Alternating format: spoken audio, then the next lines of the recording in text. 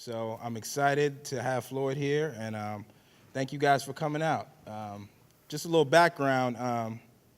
Well, before we get into the interview, it's unbelievable that we've been doing this for 5 years. Started off with just a dream with Marshall and myself. We got a great support system. Thank you to the Lincoln Theater, and we just want to keep this going. Thank you to all the speakers this afternoon, and we're almost at the end, so stick around. We got a great performance coming up, so and a great finale speaker. So let's get into this interview. So what's going on, Floyd? I'm here. Made it to Columbus safely. Yes, you did. Yes, you did. Pull the mic up just a little bit. Can you guys hear me? All right. Cool. Okay. So I got a couple questions for you, man. Let's go into what's your name and where you're from? My name's Floyd. I grew up in Cincinnati, Ohio, born and raised. Traveled around for a bit, but I'm glad I called Cincinnati home. Okay. Yeah. All right. How do you create and how do you disrupt? It's interesting. I think creativity is, it has some sort of connection to spirituality. I came to a point where just questioning, where do ideas come from? How do we, what obviously our environment is a source of inspiration to contribute to ideas, but to what degree is something higher that inspires us to create? So I think you have to be sort of kind of like aware and conscious of what's happening around us and also what's happening internally in order to create. And then from that process, you're able to disrupt, which is, I think, chaos is great, but hence Ohio against the world. You know? Okay. So how did you come up with this whole concept, Ohio against the world? I came up with the concept. I was working at an insurance company. I worked there for like 7 years. I'm actually 31, so I may look a lot younger than what you guys may think I am. But I had worked in this insurance company for 7 years. Prior to that, I went to a vocational school for information technology.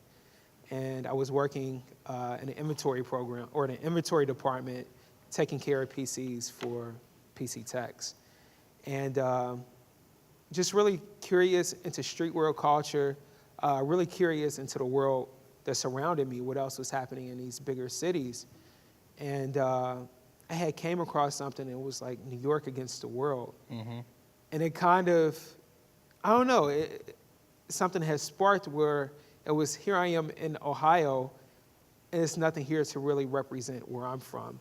So I guess appropriation kind of played a major part in it, being inspired by Andy Warhol and seeing how he adapted, or he took ideas from Campbell soup cans, which was more based off the consumerism standpoint. But just kind of, I guess, taking this technology approach and just switching it around to make it better for people to feel more comfortable and have some sort of pride from where they're at. So the idea was appropriated, and it kind of grew. It grew legs, and this was during a time during the economic downturn. So around 2008, I couldn't find a job. I moved back from Chicago. I had worked for a gallery that Kanye West's creative director had established called RSVP Gallery. They had found me on Facebook. They really enjoyed my profile. They really enjoyed my expressions of life, I guess. So they had interviewed me, and I was one of their first retail associates. Not really too big of a fan of retail, but I went up there, I did it, and I came back, and that was kind of like that momentum to kind of make a name for Ohio and to figure out how to contribute and also how to inspire. So were you working at the gallery before you started the brand, or did this happen shortly after? I've always been a hustler. Back in high school, I was making T-shirts. My father, he's also a screen printer. So I grew up with this apparatus and these utilities in our basement. And this was before, I guess, like Urban Outfitters kind of came about into the scene where they were doing like slogan T-shirts, logo T-shirts. Like my grandma, she was very witty. So she had like all these philosophical, like Southern references. So sometimes, like, you know, we'll make T-shirts and whatnot. So I had that ability to do that. And for Jordans, I sold T-shirts and bootleg CDs. Shout out to Napster. But again, kind of being in this atmosphere, in this vocational learning environment. I wasn't really too keen on schooling. Not to say that it's bad, because education was definitely important, but I was also able to see how this networking piece played into business from a software standpoint. So I kind of put those two together, and when you're pretty much down and out, you have nothing to lose. Right. So I was ready to really risk it all and kind of take that on. Because I was selling T-shirts out of a bar that I was working at called The Common in Northside. Was making burritos, and I was just selling T-shirts out of the window wherever. I wore it on purpose so people can see it, and it kind of grew from there. It kind of grew legs. So it was always Ohio Against the World T-shirts. Like, it was never any other brand that kind of maybe evolved into this, or once you saw the New York Against the World, you appropriated that to Ohio and just kind of ran with that, correct? Sure did. Okay. So when did you, is everybody familiar with the brand Ohio Against the World? Because it's kind of a national brand at this point. And it was a certain point in time where I started seeing it everywhere. I've been in Columbus for about 15 years, and I used to see it here and there. But there was a pivotal point that I think would say that kind of changed the trajectory of the brand itself and really skyrocketed into a national brand. Could you tell us a little bit about that one moment in time where that happened, and how things just changed for the rest of your life? Yeah, well, it's really interesting because it's always like multiple components that are aggregated. So going back to being a hustler in high school, trying to just always knowing that I was a creator, kind of piggyback on what Dawn was saying, was that she always knew that she was different. Always had a different perspective on life, so I was always able to use fashion. The struggle has been here recently is how to bring these ideas to fruition, which can be more of a challenging thing, but once it comes and you have that product, you feel that you created this new experience for other people to partake in. So I had always did these other projects, and I was really focused on putting on Ohio on a map from a fashion, having to develop a notoriety for fashion. So I had did projects where Rihanna, I just sent stuff out to her stylist, developing these relationships that wasn't necessarily Ohio focused, but it was made in my kitchen, so it was from Ohio. And it kind of grew. LeBron James was seen wearing a hat when he was coming. He made his announcement that he was returning back to the Cleveland Cavaliers. But the most success that was reported was during the OSU National Championship game, where a fan was happy and was this powerful message that said Ohio Against the World. And I think it really a lot of people identify with it, not race, nationality, creed, but we're all collectively from this place called Ohio. And it grew. So what was the impact like? I mean, you mom and pop out of your kitchen, making shirts. Tell us about that, okay, I'm doing this myself. All of a sudden, my T-shirt's on ESPN. It's on every highlight reel after the game. Yeah. Like, what was that like, that feeling? And then, from a production standpoint, how did you keep up with that type of production? It was a nightmare. It was a nightmare. Nothing was in stock. Still a small business, but operating out of a one-bedroom apartment in Northside. I'm not for sure if a lot of people are here from Cincinnati, but nothing was in stock. So behind the scenes, it was how do you captivate on this huge demand? And it was like, all right, we go from having 5 T-shirts into stock to having 2 million T-shirts in stock. And the printers, the orders just came in and in and in and in. The printers couldn't really deal with that demand. And also the turnaround time. A lot of people don't really talk about the nightmares of being an entrepreneur from that standpoint, but try to be realistic as possible. So it was a lot of apologizing to customers. Okay. A lot of people were forgiving. A lot of people understood. But then you get into places where people from NBC are contacting you. It's like, how do we get this? We need it now. So we had to make some sort of accommodations to get it to like Jimmy Fallon and take those approaches. But to the masses, I never really thought that it would kind of grow legs and grow to what it has grown, because I was always inspired by street art and the exclusivity behind it. After working at the insurance company and coming back from Chicago, I worked for an art dealer. So this was the time where like Banksy and Shepard Fairey were really imploding on the art scene. And I noticed that they had editions, and the lower the edition number went, the more expensive the art piece it went. So I was always more so inspired by having things that were not really available for everybody, but having that exclusivity in the marketplace where it was kind of hard to find, or some people on scavenger hunts. But got you. Yeah. I'm curious, just personally, from a manufacturing standpoint, and a production standpoint. So, do you have any other team members to help you with that?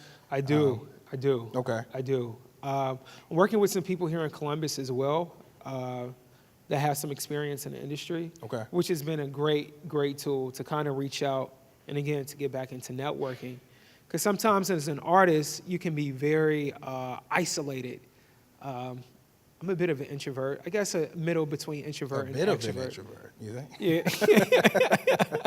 I think it's that polarity of things, but kind of finding that balance point is very essential, and to kind of maintaining relationships, but also being connected to spiritually and also yourself to kind of develop these ideas and then try to bring them to the marketplace. So having a team in place has definitely been something that has been definitely grateful for it. Okay. Yeah. You said you've sold T-shirts to Jimmy Fallon. Have you ever been asked to be on any of these shows, meet any of these celebrities, or you kind of shy away from that type of attention? Let the brand speak for itself? I was recognized by, I forgot which publication. I was first started out in this box in this cubicle that I worked at Cincinnati Financial. Sorry, I said their name, but where I worked inside this insurance company, this is when I was kind of introduced to the secret and the law of attraction, kind of like an esoteric kind of way of thinking about life or his viewpoint of life. And I knew that I had so much more to contribute besides working for this insurance company and going to school. So I had gotten this small shoebox. I was a sneakerhead. And I had a shoebox delivered. Well, I had some shoes delivered to my department.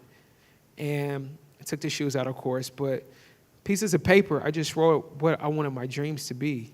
And probably a month later, I was contacted by Playboy magazine to be the best dressed man on campus. And I went to a community college, and I'm in this lineup with people from Nebraska State University and Vanderbilt, and here it is, Cincinnati State Technical Community College. And it was, it was just that power that I think that's where I really started to notice that the power that we can have, or the power that we have if we set goals for ourselves.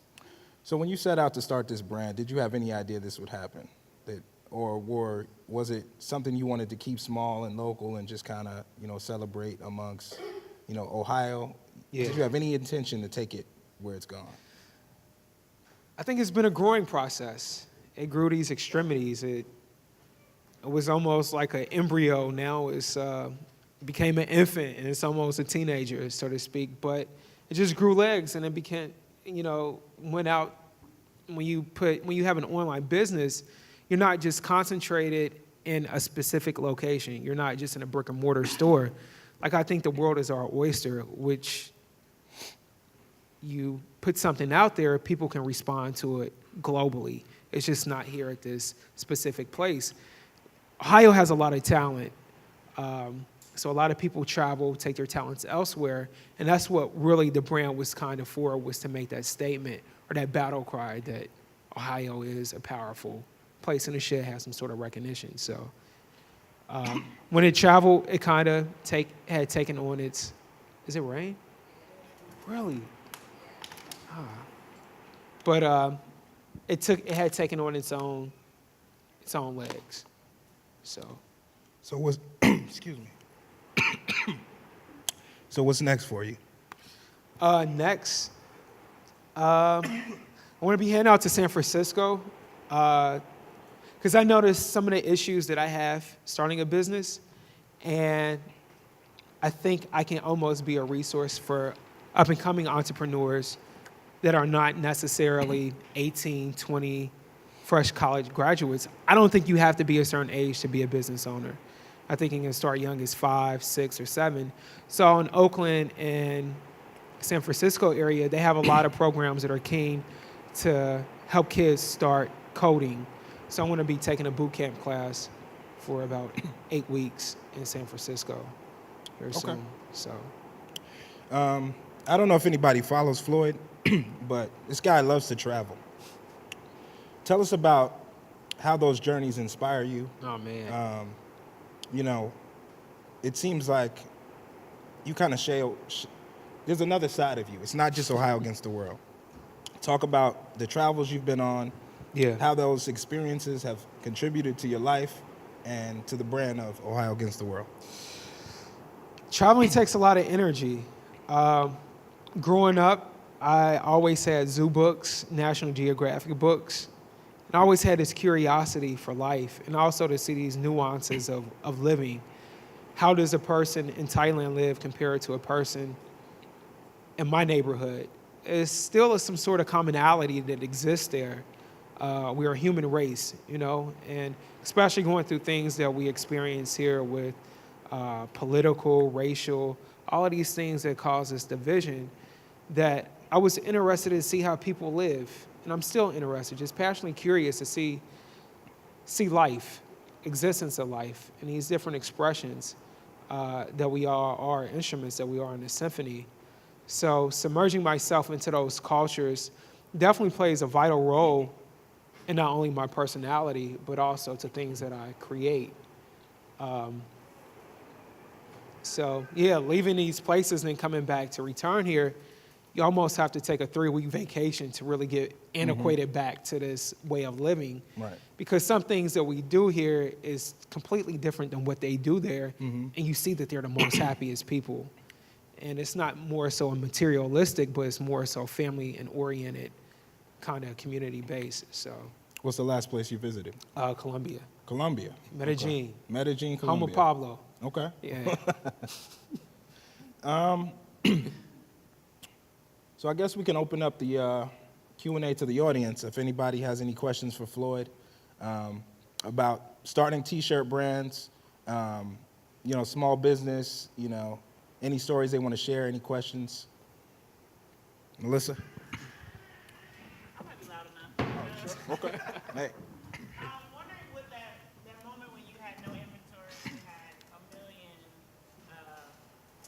requests, whatnot. How did you deal with customers after that? How did you rebuild that relationship with the ones that maybe weren't so excited, but even the ones that gave forgiveness? How did you reestablish those trust? It was pretty tough because I shut down a warehouse. The distributor back in Cincinnati, this particular sweatshirt that everybody wanted now, they had low stock and inventory. So it was reaching back out to those customers and sending them an email. Unfortunately, it wasn't as personal as I wish it could have been, but when you're in a time crunch and this is something new, that you have to kind of adapt and weave and throw those punches. But moving forward was kind of like offering incentives where it's like free shipping, coupons and whatnot to those people as well. But Cincinnati, I think Columbus is it's test city. So you guys have like a lot of resources here when it comes to manufacturing and production. Cincinnati, my thing was that I really wanted to see businesses around me benefit from an idea that I had. And unfortunately, maybe that wasn't the best thing to do at that moment in time because they had the machinery, they just didn't have the hustle behind them.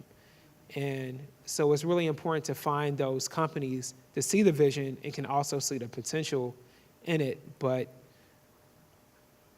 deliver to the customer, which is, if it's no customer, they don't get any business, I don't get any business.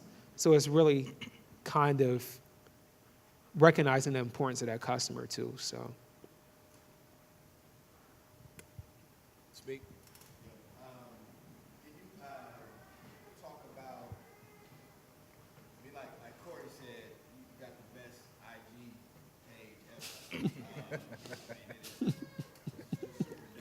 Thank you.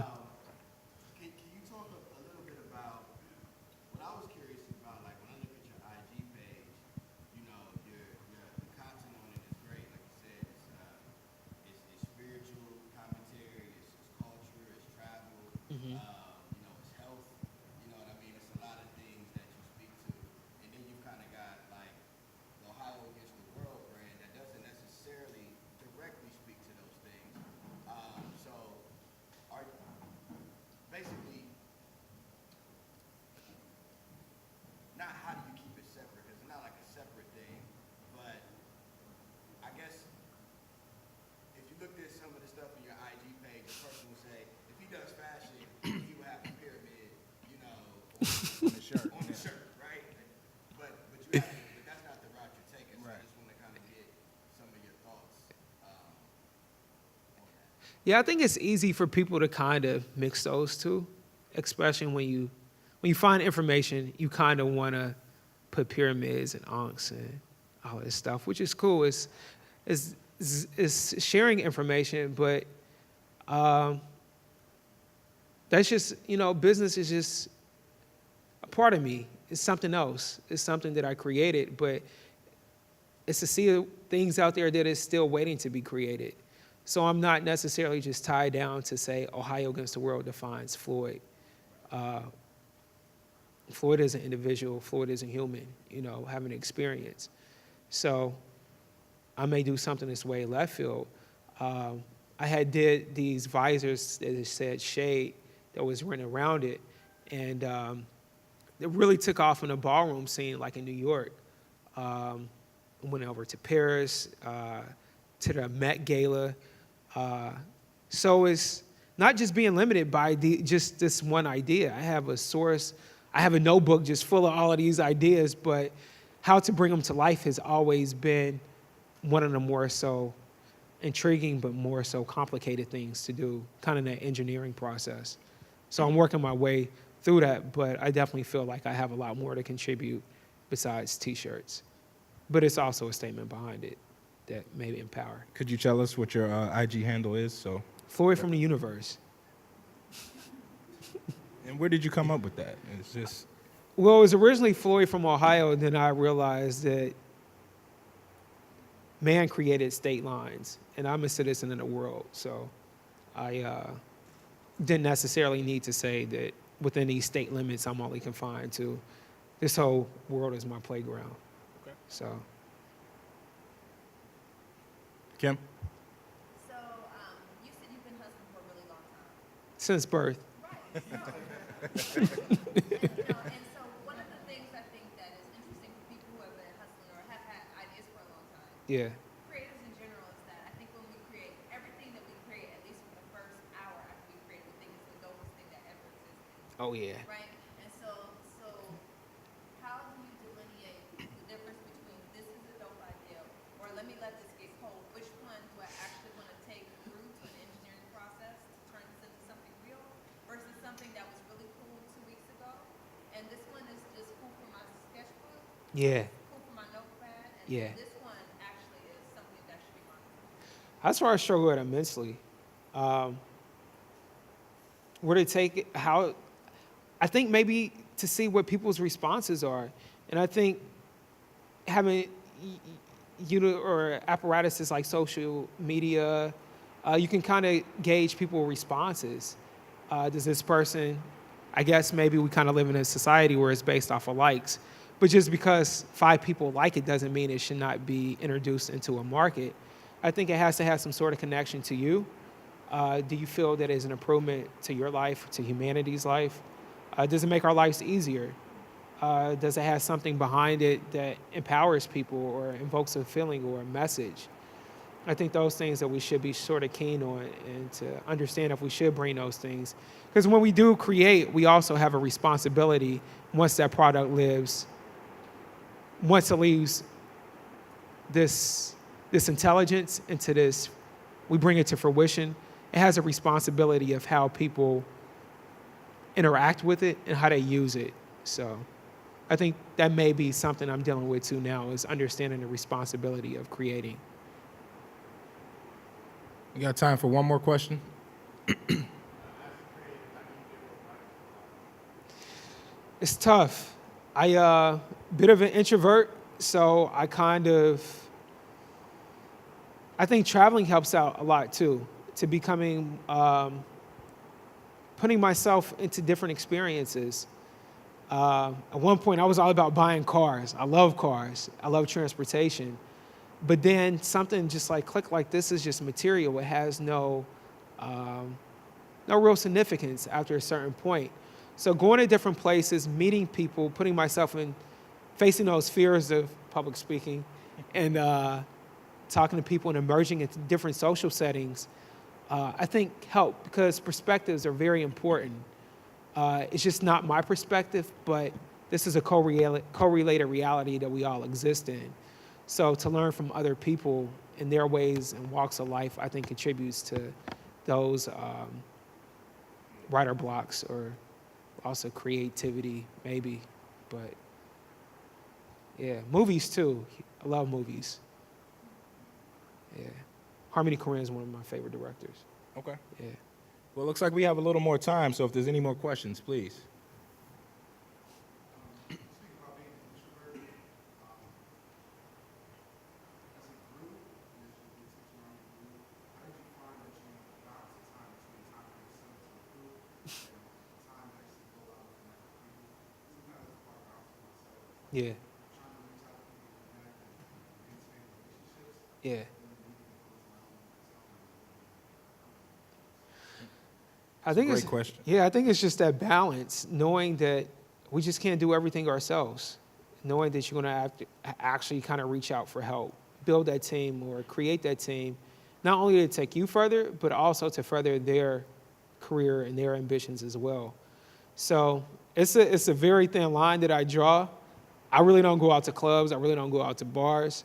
I switched my diet up too a little bit ago, so I don't really drink too much, but I think being in those social settings enables you or enables us to be more open to work with people, but I definitely take time away and focus more so, not necessarily on myself, but how can I contribute to change the world? I mean, we do it every day, we just do it slowly. But how can I do it where it not just only benefits me, but also benefits those that live in my same city or live in my same state, country. I mean, just live in this world, because these are just lines that are drawn on a map by a person. It doesn't really exist. So what we do affects everybody. And that's something I'm kind of like really slowly coming to grips with, is what I do changes this phenomenon that we all exist in. And not to have this woo-ha moment, but it's a bit spiritual, I think. Being in touch with spirituality, I think, definitely has played an integral role in creating that balance and that distinction between personal and work. But work doesn't stop. You know, sometimes I'll wake up, I got a loft. I mean, it's not probably in the best part of town, but I wake up, I still see T-shirts, you know? So it's a part of my life, and it's afforded me the opportunity to travel and explore my passions and be inspired to do other things besides what I do currently, so. I got one for you. What book are you reading right now? The book that I'm reading is How to Create a Mind, which is by one of the technologists over at Google. It speaks on how to, as we're moving in a more technology, digital age, it's becoming a part of our evolutionary process. So marketing was something that I studied when I went to college, Cincinnati State. I didn't finish my degree because I made myself my project, and I lived outside of my classroom. So after my final, I just kind of like dropped out, moved to Chicago. So I always had this interest in marketing and psychology and philosophy and who we were and just questioning who we were as people. So this book is really interesting to see how they're taking this data that we contribute and introduce it to a supercomputer in order to create or notice patterns based off of what we do and what we contribute to our digital profiles and our digital selves. So it's pretty interesting. Okay. Any more questions? What advice would you give to like a 12-year-old, 13-year-old Yeah. right now doesn't really know the power that they have to create something like Man, I think I was in those shoes, and I think now they even have a really better opportunity of exploring and creating and making it available to audiences, especially in schools. I think schools now are more so kind of uniform based, but when I went to school, fashion was a really big thing, especially in like urban city schools. It's like about the Coogis, it was about Jordans, it was Nikes, it was all of these different big brands that we were investing into, but we were not having any kickback into our community, especially in our wealth in our pockets. So I think now that we have the opportunity through social media, we have print resources in communities. I think what I slowly want to kind of get into is kind of like let these kids know you don't have to be a certain age to be a business owner now. You can start when you're like 5 years old. You have an idea, you can create it. And I was skimming through the internet the other day. Somebody had sent me an article where a 5-year-old is using sublimation prints to make dresses. So they created this online platform where you can upload a photo that your daughter or your son has sketched to create a T-shirt. Not for sure if people want to purchase it per se, but that gives them the opportunity to say, hey, I can turn this idea into reality, which I don't think was really preached or really focused on growing up during our time, because we didn't have the apparatus of the internet.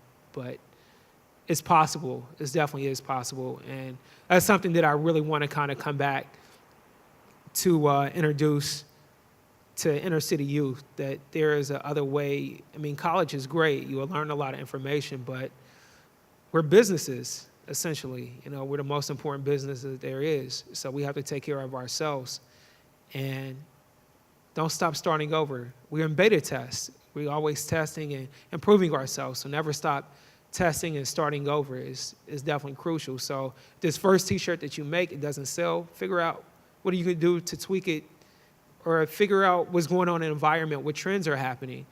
We live in a digital age, so going through a person's Instagram account or Facebook account, you can kind of go on a date with a girl, you can say all of these things that, you know, your favorite color is blue, or you like this brand, so we can actually make, it's being able to tailor things more so to people's specific interests, especially if you have that data and are able to figure out the analytics behind it. They have the opportunity, I'm pretty sure, to captivate a market and create a market. All cool things come from the ghetto. Said by That's Coach a true statement. Yeah, said, I think Coach Train Curtis has said that during a lecture I went to in New York, that all cool things come from the ghetto. So it's just giving those kids that hope and those opportunities to create and develop and transform those ideas into reality.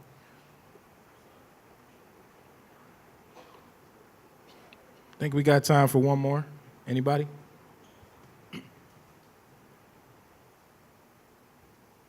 Yolanda? Is there a creative smash up that you like to do outside of fashion? A creative mashup? Yeah, I totally would.